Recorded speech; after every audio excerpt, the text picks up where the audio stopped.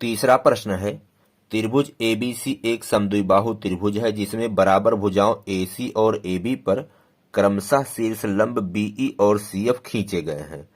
यह एक त्रिभुज एबीसी है। यह समद्विबाहु त्रिभुज है जिसमें ये भुजा एबी एसी के बराबर है। अब इसमें दो शीर्ष लंब खींचे गए हैं। भुजा एबी पर शीर्ष लंब खींचा गया है सीएफ और भुजा एसी पर शीर्ष लंब खींचा गया है बीई।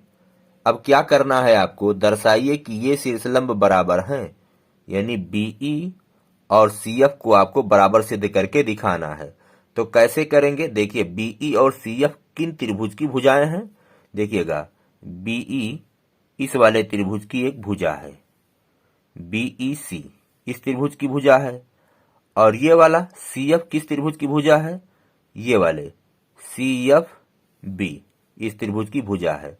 तो ये जो दोनों त्रिभुज हैं इनको हम सर्वांगसम कर लेंगे, बस ये दोनों भुजाएं बराबर हो जाएंगी। तो चलिए हम यहाँ पे लिखेंगे, जो दिया है सबसे पहले उसे लिखेंगे। दिया है, जो प्रश्न में दिया गया उसे लिखेंगे। तो यहां से लेकर के आप पूरा यहां तक लिख लेंगे। अब उसके बाद में सिद्ध करना है। क्या सिद्ध करना है, सिद्ध करना है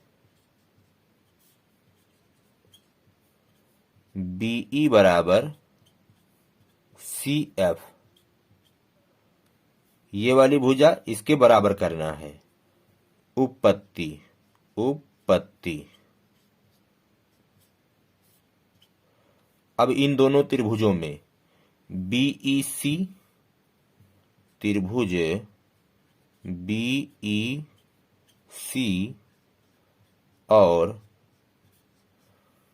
त्रिभुज सीएफबी, इस वाले त्रिभुज में सीएफबी,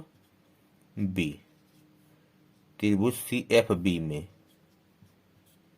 क्या चीज बराबर है, देखिएगा इस वाले त्रिभुज और इस वाले त्रिभुज में आपको देखना है। तो बीसी भुजा उभयनिष्ठ है, बीसी बराबर बीसी उभयनिष्ठ, उभयनिष्ठ। और ये वाला कोण, कोण बी बराबर है कोण सी के, ये पूरा कोण। क्यों, क्योंकि ये भुजा इसके बराबर है, तो बराबर भुजा की सम्मुख कोण भी बराबर होते हैं। ये भुजा इस भुजा के बराबर, तो ये वाला कोण इस वाले पूरे कोण के बराबर होगा। कोण बी बराबर कोण सी। क्यों, यहां पे कारण में देंगे, चूंकि ए बी बराबर है एसी, इसलिए यानी बराबर भुजा की सम्मुख कोण बराबर होते हैं। तो ये हो गया। उसके बाद में एक और चीज क्या बराबर है, एक चीज ये वाला, ये कोण इसके बराबर है। ये दिया गया था कि ये शीर्ष लंब है और ये भी शीर्ष लंब है, तो ये कोण इसके बराबर होगा। तो इस कोण का नाम है बी एफ सी। कोण बी एफ सी बराबर है, बी एफ सी बराबर है सीई बी के, कोण सीई बी। और दोनों कितने हैं, 90-90 अंश। ये प्रश्न में दिया था, तो इसलिए ये दोनों त्रिभुज सर्वांगसम हो गए। इसलिए त्रिभुज बीईसी सर्वांगसम है त्रिभुज सीएफबी। कारण में क्या देंगे आप, कारण में दो कोण हैं और एक क्या है, भुजा।